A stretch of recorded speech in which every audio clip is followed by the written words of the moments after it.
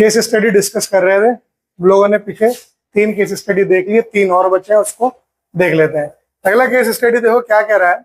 Gautam buys 5 pens, 3 bags, 1 instrument box and pays a sum of rupees 160। ठीक है, 5 pen, 3 bag और 1 instrument box लिए, 160 रुपए दिया। From the shop Vikram buys 2 pen, 1 bag और 3 इंस्ट्रूमेंट बॉक्स, और तब कितना दिया, 190 रुपए। अंकुर ने लिया 1 पेन, 2 बैग और 4 इंस्ट्रूमेंट बॉक्स, और उसने दिए 250 रुपए। ठीक है, अब इस इंफॉर्मेशन पे आपको नीचे जो क्वेश्चंस दे रखे हैं वो बताने हैं। सीबीएसई 2023 में ये केस स्टडी पूछा भी गया है। ठीक, तो पहला ही आपसे क्या पूछा है, convert the given above situation into a matrix equation of the form ax is equal to b। तो उससे पहले हमें क्या करना होगा, इन तीनों कंडीशन से इक्वेशन बनाने होंगे, है ना। तो मान लेते हैं पहले हम यहाँ पे ही लेट, है ना, सबसे पहले मान लो कॉस्ट इसका कितना है, तो ले लेते हैं let the cost of pen. ठीक है, let the cost of 1 pen be x। ठीक है, x रुपीज मान लिया हमने एक पेन का कॉस्ट, एंड कॉस्ट ऑफ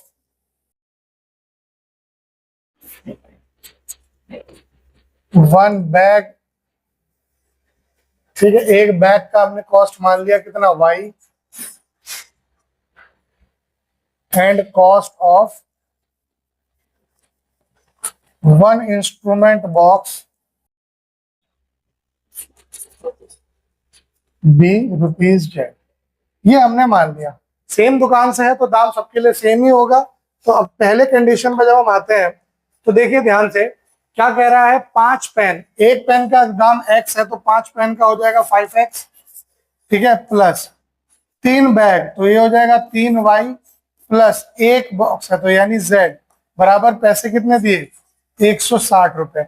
उसी तरह से फिर विक्रम ने जब 2 पेन लिए तो 2x, एक बैग लिया तो y, और 3 इंस्ट्रूमेंट बॉक्स लिए तो 3z। अब उसने पैसे कितने दिए, 190 रुपए। अब क्या हुआ, अंकुर ने लिया 1 पेन, ठीक है, और 2 बैग लिया, और इंस्ट्रूमेंट बॉक्स उसने ले लिए 4। तो इस केस में क्या बना, ये बन गया आपका 250 इसका टोटल बिल बन के आया। तो ये हमारे पास जो 3 इक्वेशन बनी कुछ इस तरीके से बन के आई। ठीक है, इसको अगर मैं मैट्रिक्स फॉर्म में लिखता हूं तो ये मैट्रिक्स फॉर्म में कुछ इस तरीके से बनेगा, देखना, 5 2 1 3 1 2 1 3 4 into x y z is equal to 160 190 and 250। तो इस फॉर्म में बन गया। अब ये कौन सा फॉर्म दिख रहा है, ax is equal to b का फॉर्म दिख रहा है। हेयर लिख लो इसको ऐसे, it is in the form ax is equal to b, where जहां पे a मैट्रिक्स आपका है 5 2 1 3 1 2 1 3 4, एंड b मैट्रिक्स आपका है 160 190 250, और x है आपका x y z, है ना। इसी फॉर्म में बन गया जिस फॉर्म में आपसे उसने कहा था। ax is equal to form में बन गया, x is equal to b, a ये है, b ये है, और x ये है। फिर उसने आपसे मांगा है सेकंड पार्ट में, बताइए जी इसका मॉड क्या होगा, मॉड ए क्या होगा। तो मॉड ए यानी डिटर्मिनेंट ऑफ ए निकालना है। कोई जीरो नहीं है तो कोई चालाकी काम नहीं आएगी, रो 1 के अलावा निकालते हैं। तो 5 into first row first column छोड़ के 4 minus 6 minus 3 into second first row second column छोड़िए 8 minus 3 plus 1 into first row third column छोड़िए 4 minus 1। It will become 5 into minus 2 minus 3 into 5 plus 1 into 3। ये कितना हो गया, ये हो गया आपका -10 -15 प्लस 3, कितना हो गया, -25 प्लस 3 हो गया -22। डिटर्मिनेंट ऑफ ए कितना आ रहा है, -22। कोई दिक्कत, एक बार आप क्रॉस वेरीफाई कर लो। 5 से लिया तो 4 माइनस 6 माइनस 10, 3 से लिया तो ये हटा 8 माइनस 3 माइनस 5 और प्लस 5 इंटू 3 माइनस 15, 1 से लिया तो 4 माइनस 1 3 प्लस 3, ठीक है, माइनस 25 प्लस 3 हो गया माइनस 22। फिर आगे क्या कह रहा है, यस फाइंड ए इनवर्स और फिर determine P is equal to A square minus 5 है। तो ए इनवर्स जब आपको निकालना है तो since A determinant is non zero therefore A inverse exist, है ना, ये एग्जिस्ट करता है। तो ए इनवर्स निकालने के लिए आपको एडजॉइंट ऑफ ए चाहिए, है ना। एडजॉइंट ऑफ ए के लिए आप कोफैक्टर निकालेंगे, ठीक है। आपके पास जो ए मैट्रिक्स था क्या है, 5 3 1 2 1 3, आपका ए मैट्रिक्स है 5 3 1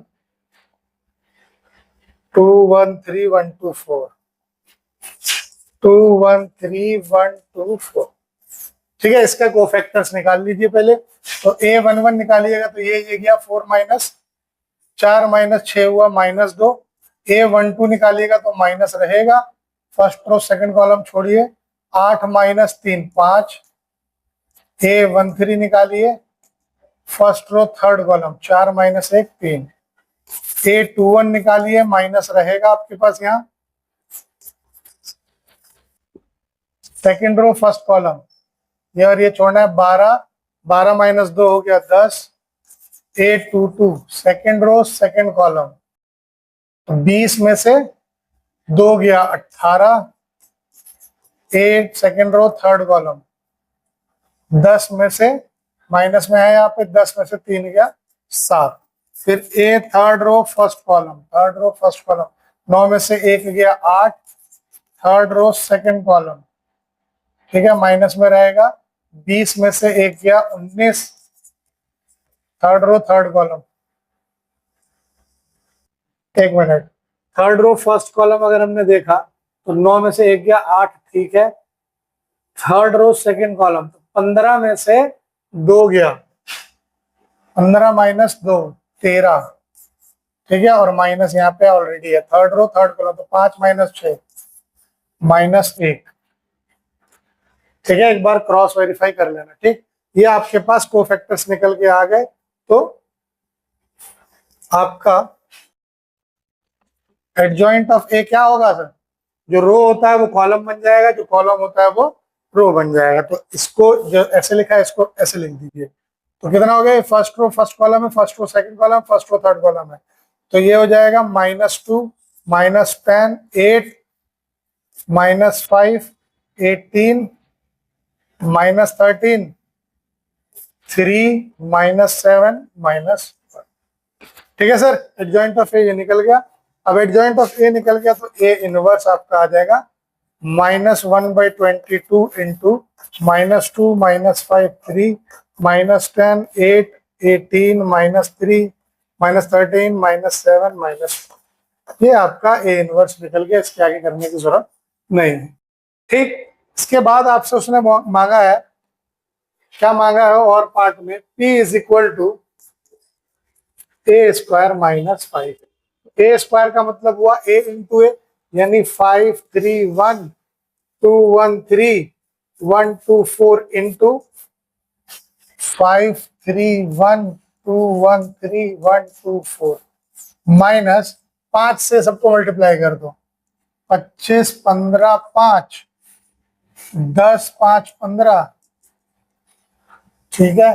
फिर ये हो गया 5 10 20, ये माइनस करना है आपको इसमें से। तो फर्स्ट रो फर्स्ट कॉलम तो 25 जमा 6 जमा 1 फर्स्ट रो सेकंड कॉलम, 15 जमा 3 जमा 2, ये हो गया 5 जमा 9 जमा 4, फिर इधर देखिए ये हो गया 10 2 3 6 1 6 2 3 12, ठीक। फिर आइए इधर तो 5 + 4 + 4 और ये हो जाएगा 3 + 2 + 8 1 + 6 + 16, इसमें से माइनस होना है 25 15 5 10 5 15 5 10 20,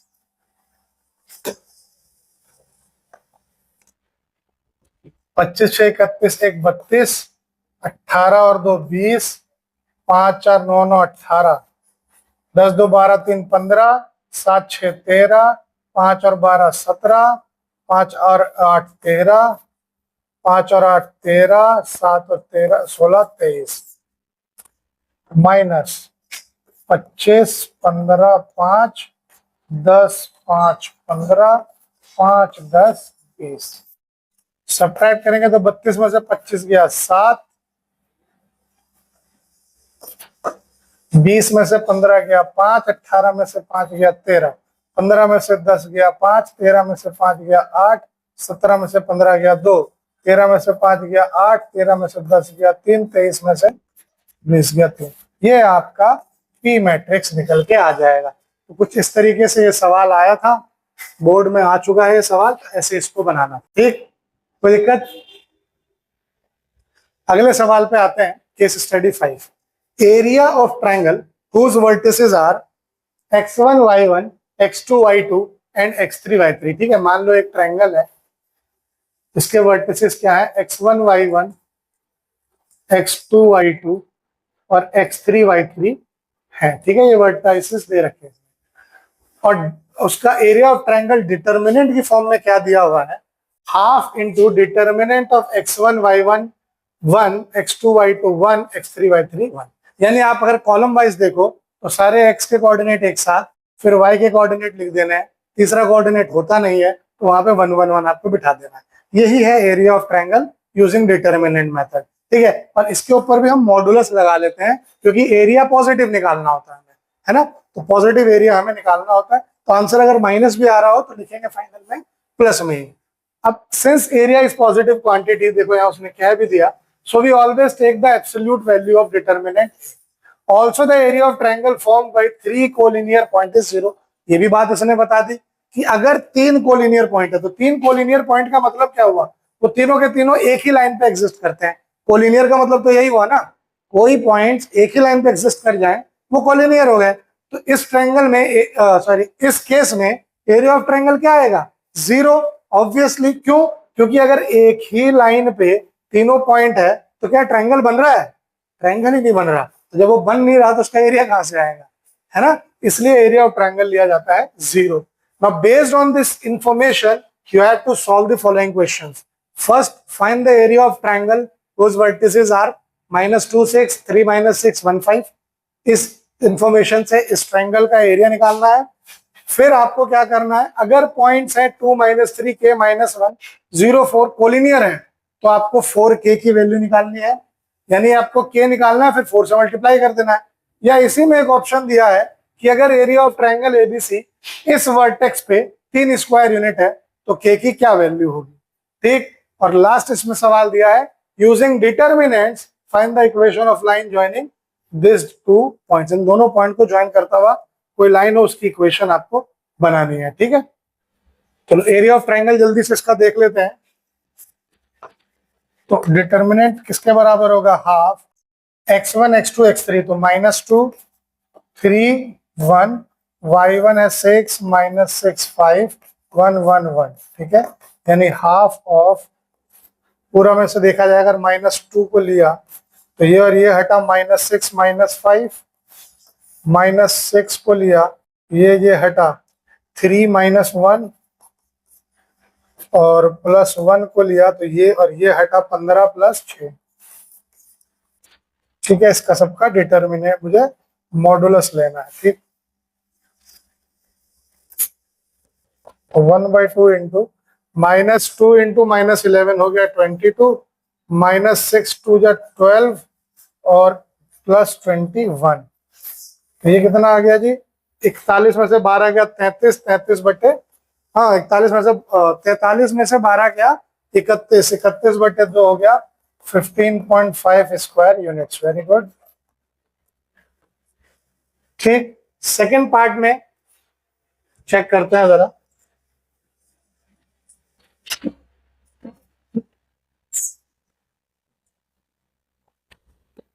सेकंड में अगर फर्स्ट की ओर अगर हम बढ़ते हैं, जो पहला इसने पूछा है कोलिनियर है तो 4k निकालिए, तो यानी एरिया ऑफ ट्रायंगल जो होगा इस केस में वो 0 हो जाएगा। है ना, तो यानी हाफ इंटू 2k0 -3 -1 4 1 1 1, इसका डिटर्मिनेंट जो आएगा वो 0 के बराबर हमें लेके चलना है k की वैल्यू निकालने के लिए। तो हाफ उधर भेजा, ये तो गायब हो गया 0। 2 इंटू इसको और इसको छोड़ेंगे तो -1 -4 -3 प्लस में हो जाएगा, ये और ये छूटा तो k -0 k -+1 इंटू ये और ये गया तो 4k इज इक्वल टू 0। ये कितना हो गया, -5 2 -10 +3k +4k बराबर 0। तो 7k बराबर आ गया 10, तो k की वैल्यू आ गई क्या, 10/7। कोई दिक्कत, ये आ रहा है क्या, मतलब स्टेप ठीक है, एक बार क्रॉस वेरीफाई कर लेना आप भी, ठीक है। इस पे आते हैं, इसमें कह रहा है एरिया ऑफ ट्राइंगल जो दे रखा है 3 स्क्वायर यूनिट दिया हुआ है। एक चीज ध्यान रखना, जब भी एरिया ऑफ ट्राइंगल देगा तो सिर्फ जो पॉजिटिव दिया है वो लेके हमें सॉल्व नहीं करना, हमें प्लस माइनस दोनों लेके इसको सॉल्व करना है। कैसे, देखिए सेकंड वाले में और पार्ट में अगर हम आते हैं इसके, तो एरिया ऑफ ट्राइंगल इस केस में आप क्या लोगे, +-3, ठीक है, +-3 लेके चलोगे, यानी हाफ इंटू क्या है 10k 300 111, यही है, ये किसके बराबर है, +-3 के, यानी ये 2 उधर चला जाएगा तो +-6 के बराबर हो जाएगा। इसको सॉल्व करते हैं, ठीक है, किसके अलोंग कर देते हैं, इस वाले के अलोंग कर देते हैं, या रो 2 के अलोंग करते हैं, सिर्फ एक ही सॉल्व करना पड़ेगा, है ना। तो ऑड में होता था प्लस माइनस प्लस, इवन में होता है माइनस प्लस माइनस, तो माइनस वाला 0 है, प्लस वाला 0 है, माइनस वाला है, तो ये और ये कॉलम और ये रो छूटेगा, तो 0 -3k बराबर +-6, तो कितना आ गया ये 3k बराबर +-6। तो अब यहाँ पे 2 केस बन जाएंगे आपके। केस 1 क्या होगा, केस 1 होगा 3k बराबर 6, इसका मतलब k बराबर 2, ठीक है। केस 2 हमारा जो बनेगा, केस 2 हमारा बनेगा 3k बराबर -6, यानी k जो हो जाएगा वो हो जाएगा -2। Therefore k is equal to +-2 हमारा आंसर आएगा, ठीक है। कुछ भी इसमें से k +2 भी रखूंगा तो भी 3 स्क्वायर यूनिट आंसर आएगा, और -2 भी रखूंगा तो भी 3 स्क्वायर यूनिट ही आंसर आएगा। कोई डाउट है इसमें। Third part, using determine and find the equation of line joining the points A12 and B36। तो इसमें देखिए करना क्या है, आपको ज्यादा कुछ नहीं करना, बस मान लेना है late Pxy be the point of line joining A12 and B36। इसको जो ज्वाइन कर रही है लाइन वो हो गया Pxy, ठीक है। तो आप क्या करोगे इस केस में, तो in this case area of triangle will be equal to 0, ठीक है। तो हाफ इंटू, ठीक है, 1 3x 2 6y 1 1 1 बराबर 0, यानी ये उधर जाएगा 0 हो गया। इसको देखेंगे तो ये और ये छोड़ेंगे तो क्या बचेगा, 6 - y -2 into this and this छोड़ा 3 - x प्लस 1 इंटू ये और ये गया 3y - 6x बराबर 0। तो ये हो जाएगा 6 - y -6 plus 2x plus 3y -6x बराबर 0। तो 6 और 6 कट गया, -y ये हो जाएगा प्लस 2y और 2x ये हो जाएगा -4x बराबर 0। अगर मैं -2 कॉमन लेता हूं तो ये हो जाएगा 2x - y बराबर 0। इसका मतलब 2x - y बराबर 0, और इसी को लिख सकता हूं y बराबर 2x, ठीक है। ये इक्वेशन ऑफ लाइन हो जाएगी जो इन दो पॉइंट्स को क्या करेगी, ज्वाइन करेगी। क्लियर, ठीक। अगला केस स्टडी कह रहा है, ये बहुत अच्छा सवाल है, ये अभी आया नहीं है एग्जाम में बट चांस है इसके हाई। क्या है, ए है 1 2 0 1 and U1 U2 are first and second columns respectively of a 2x2 matrix U, है ना। मान लो एक U मैट्रिक्स है, उसका एक कॉलम है U1 और एक कॉलम है U2। ठीक है, ये कॉलम मैट्रिक्स है 2x2, यानी U1 में भी 2 एलिमेंट है और U2 में भी 2 एलिमेंट है। ठीक है, या अगर ना समझ में आए तो यहाँ पे आप सीधे U1 को AB एंड U2 को CD मान लो, और आपका U मैट्रिक्स क्या हो जाएगा, ABCD। ठीक, ये चीज उसने कही है। अब क्या हो रहा है यहाँ पे, ये जो U1 U2 है ना, ये सेटिस्फाई कर रहे हैं इसको। A टाइम्स U1 जो है वो 0 के बराबर हो जा रहा है और A टाइम्स U2 जो है वो 2 3 के बराबर हो जा रहा है। तो A आपको दे रखा है, आपको क्या निकालना है, U1 प्लस U2। तो अगर U1 और U2 मैट्रिक्स निकल जाएगा तो U1 प्लस U2 निकालना बड़ा आसान है। तो देखिए निकालेंगे कैसे इसको। हमें यहाँ पे जो कंडीशन दे रखी है इसी से सवाल बन जाएगा। AU1 बराबर 1 0 दिया हुआ है, A है हमारे पास 1 2 0 1 और हमने U1 अभी वहां पे ऊपर AB ले रखा है। ठीक है, यही है।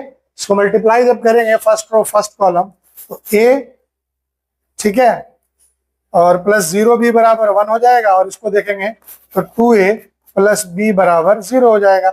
अब यहाँ क्लियरली आपको दिख रहा है A की वैल्यू आ गई है ना। A अगर आपका ये आ गया तो B कितना हो जाएगा, 2 into 1 plus B is equal to 0।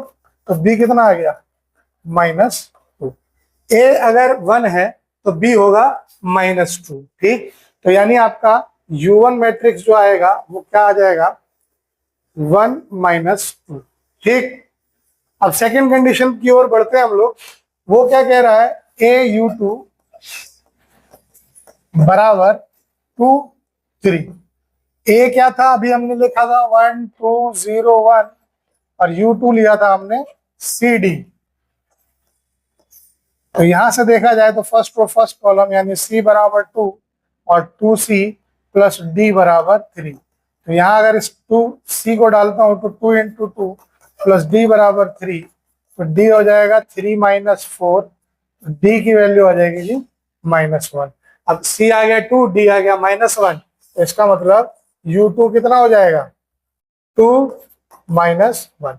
ये आपका U1 और U2 निकल के आ गया। आपसे पूछा क्या था उसने, U1 प्लस U2।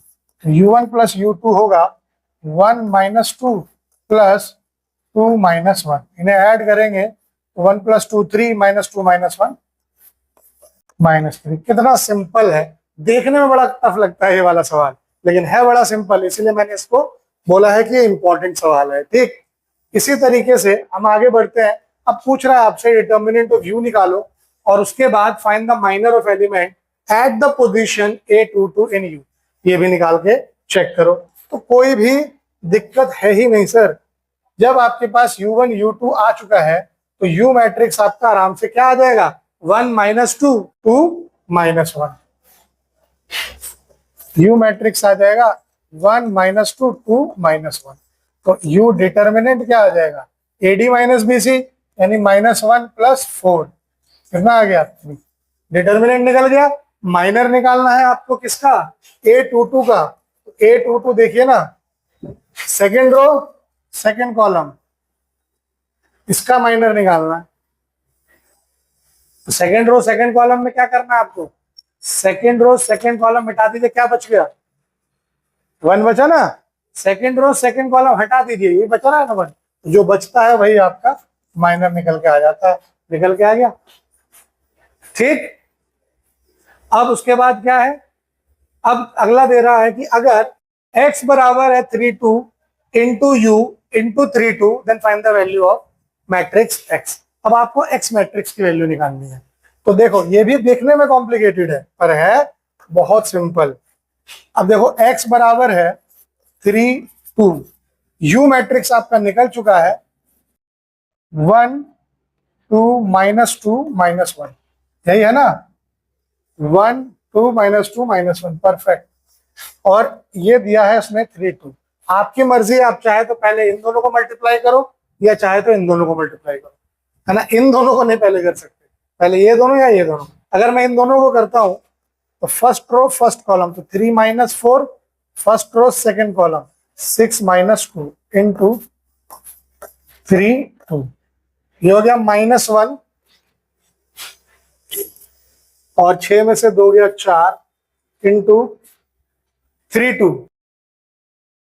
कितना हो गया ये -3 + 8 कितना आ रहा है 5। एक्स मैट्रिक्स की वैल्यू क्या है 5 है ना, बहुत सिंपल। कोई डाउट? बहुत बढ़िया।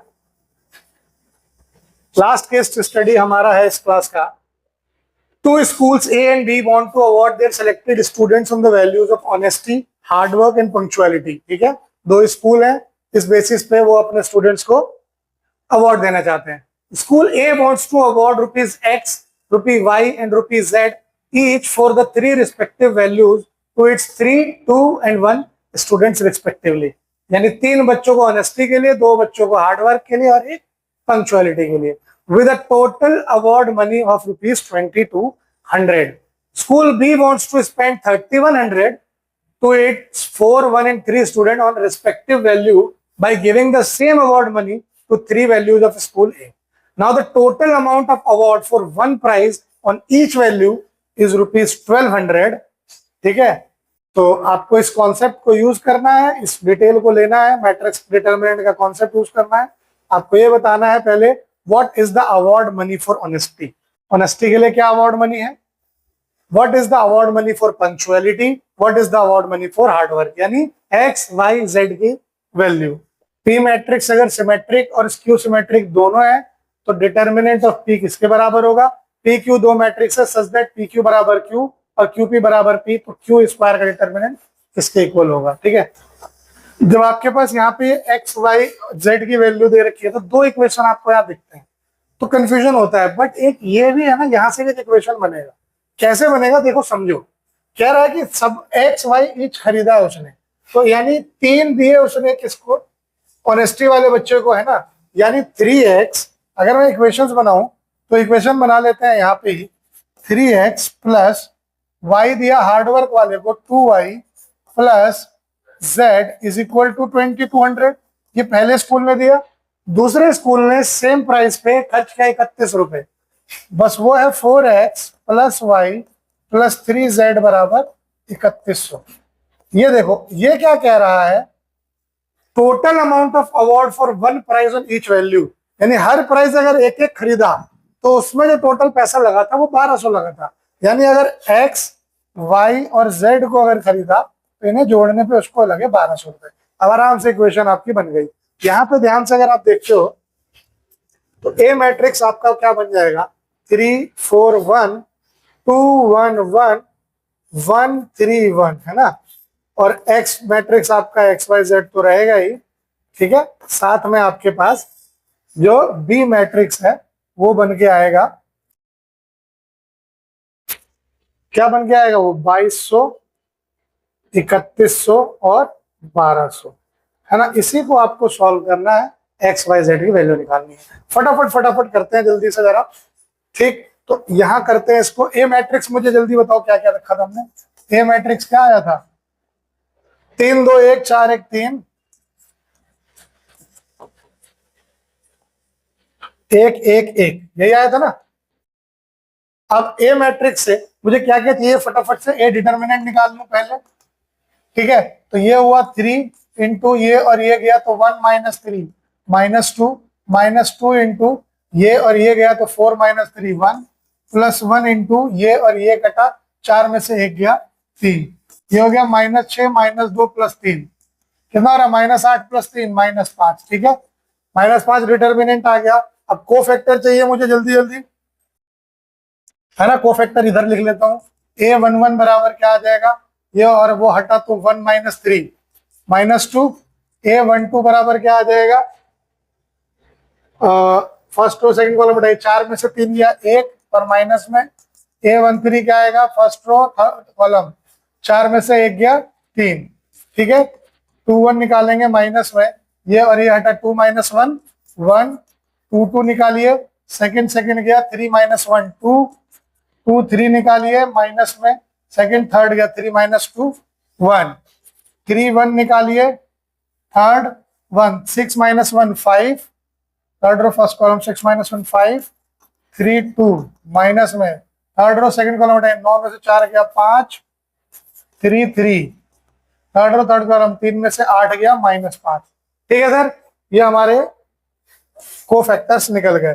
कोफैक्टर निकल गए तो इनवर्स में डायरेक्ट निकाल लेता हूं 1/-5 इंटू कोफैक्टर एडजॉइंट लिख देता हूं मैं। एडजॉइंट क्या था, जो रो है वो कॉलम बन जाएगा, जो कॉलम है वो रो बन जाएगा। तो यानी इसको जो ऐसे है इसको ऐसे लिख देते हैं 2 -1 3 -2 है ना पहला, -2 -1 3 -1 2 -1 5 -5 -5।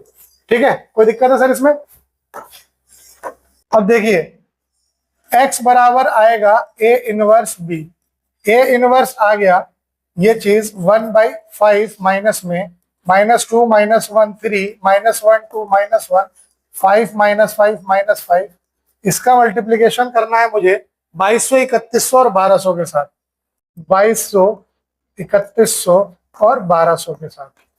तो ध्यान दीजिएगा x बराबर होगा, इस -1/5 को एज इट इज रखा है मैंने अभी भी, ये हो गया -2200 का डबल हो गया -4400 है ना, -3100 और +6000। ठीक, फिर आइए इसका आया -2200 और +6200 -6000। फिर आएगा 6600 -3100 और माइनस में 6000। ठीक, तो अब इसको देखा जाए तो यहां से आपके x की वैल्यू आ रही है 5 को अभी -5 को अंदर भेज दूंगा, 6000, ये कितना हो गया 7500 है ना, और 7500 6000 में से गया तो -1500/5 300, ये हो गया 200 है ना प्लस में, और ये माइनस में 2200 है, यानी 2000, 2000/5 हुआ 400। ये सब माइनस में आ रहे हैं क्योंकि बाहर माइनस अंदर जाएगा प्लस हो जाएगा। 6600 में से 6000 गया, 600 बचा, कितना है ये 3100 यानी 2500। तो ये 5 से डिवाइड करेंगे तो कितना आएगा 500। देयरफॉर x बराबर 300, y बराबर 400 और z बराबर कितना आ गया 500 रुपए। ठीक है, अब ध्यान से देखो, वेरीफाई कर लो किसी भी एक में डाल के, ताकि हमें कोई भी शक व शुबा ना बचे कि जी हमने कुछ गलती करी है। इसमें लास्ट वाले में डालो ना, 3 4 7 5 1200 आ रहा है, एकदम सही है, परफेक्ट। अब देखो x था मेरा ऑनेस्टी, तो ऑनेस्टी का कितना है गिफ्ट 300 रुपए, ईमानदारी सबसे सस्ती है इसमें। ठीक है, हार्डवर्क का कितना गिफ्ट पैसा है जी, हार्डवर्क को मिलेंगे 400 रुपए, पंक्चुअलिटी को मिलेंगे, second one was hard work, और इसमें पूछा पंक्चुअलिटी, ये भी ध्यान देना सीक्वेंस 500, अगर यहाँ 400 दे दिया तो टिक मार देते लाइन से। ठीक है, और हार्ड वर्क को कितने मिल रहे हैं 400, यानी जो काम सही से कर रहा है पंक्चुअल होके टाइम पे उसको पैसा ज्यादा मिल रहा है, ज्यादा मेहनत वाले को भी कम, और ईमानदार को तो सबसे कम। जीवन की सच्चाई दिखा दी यहाँ पे। ठीक है, अब फटाफट से ये दो कॉन्सेप्ट बड़े जल्दी से समझ लीजिए। अगर एक मैट्रिक्स P है, दोनों सिमेट्रिक भी है और स्क्यू सिमेट्रिक भी है, तो P डिटर्मिनेंट क्या होगा, तो P डिटर्मिनेंट ऐसे केस में हमेशा 0 होगा। ठीक है, क्या वो कहना चाह रहा है, यानी P ट्रांसपोज P के बराबर हो और P ट्रांसपोज -P के बराबर हो, ये कह रहा है। अगर वो सिमेट्रिक और स्क्यू सिमेट्रिक का मतलब तो यही हुआ ना, तो ये तभी होगा जब मैट्रिक्स 0 मैट्रिक्स होगा, उसके अलावा ये कहीं भी पॉसिबल नहीं है, और 0 मैट्रिक्स का डिटर्मिनेंट 0 होता है। ठीक, दूसरा कह रहा है अगर P और Q दो मैट्रिक्स है सच दैट PQ बराबर Q है और QP बराबर P है, तो Q स्क्वायर का डिटर्मिनेंट क्या होगा। तो Q स्क्वायर की अगर मैं बात करूं तो क्या मैं इस Q स्क्वायर को Q नहीं लिख सकता, क्या मैं इस एक Q को हटा के मैं यहां से PQ नहीं लिख सकता, Q और PQ बराबर है ना, लिख सकता हूं, यस, अरे बताइए लिख सकता हूं कि नहीं। इस Q देखो, Q स्क्वायर को Q इंटू Q लिख सकता हूं।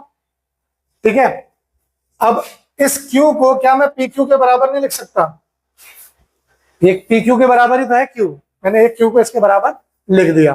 ठीक है, अब मैं क्या कर सकता हूं, जरा ये पलट भी सकता है, अगर मैं इसको पलटूं, QP करूं इसको अगर मैं, तो क्या हो जाएगा,